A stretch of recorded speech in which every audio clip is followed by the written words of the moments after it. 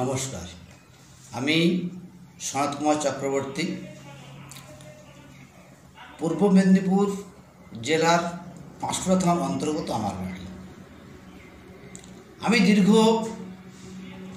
কয়েক বছর পাইলসের সমস্যায় কষ্ট অনুভব করতাম।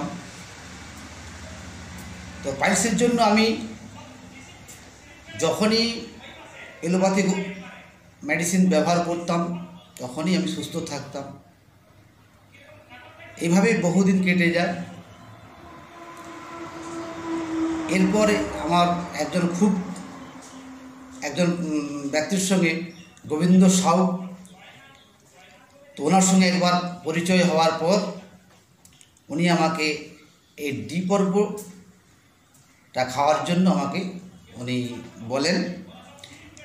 তো আমি ডিপর্ব খেয়ে আমার পাইলস তো সুস্থ হয়ে গেছে, প্লাস আমার শরীরের মধ্যে যে এনার্জি পাওয়ারটা প্রচণ্ডভাবে পেয়ে গেছি।